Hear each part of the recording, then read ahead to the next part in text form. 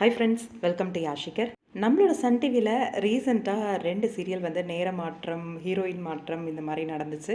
அந்த 2 சீரியல்ஸும் சூப்பரான ஒரு பெர்ஃபார்மன்ஸ் கொடுத்துருக்காங்க.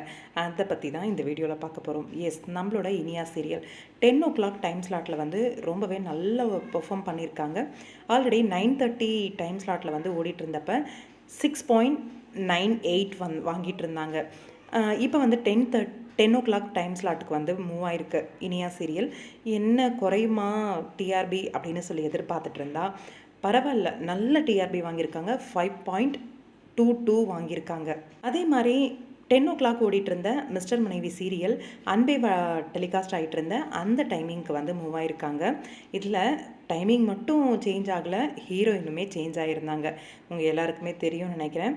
இதுக்கு முன்னாடி 4.52 வாங்கியிருந்தாங்க டிஆர்பி 10 o'clock டைம் ஸ்லாட்டில். இப்போ 10:30 டைம் ஸ்லாட்டில் 3.25 வாங்கியிருக்காங்க. எனக்கு தெரிஞ்ச வரைக்கும் 10:30 டைம் ஸ்லாட் வந்து ரொம்பவே அதிகமான, யாரும் அந்தளவு முழித்து பார்க்க மாட்டாங்க, எல்லாம் தூங்குகிற டைம். அந்த டைம் நல்ல ஒரு டிஆர்பி 3.25 அப்படிங்கிறது. அன்பேவா சீரியல் வந்து 2.24 வாங்கிட்டு இருந்தாங்க அந்த 17th வீக்கு. மிஸ்டர் மனைவி அந்த இடத்துக்கு போனதுக்கப்புறம் 3.25 வாங்கியிருக்காங்க. 2 சீரியல்ஸுமே நல்ல ஒரு பெர்ஃபார்மன்ஸை காமிச்சிருக்காங்க 10-10:30 டைம் ஸ்லாட்டில்.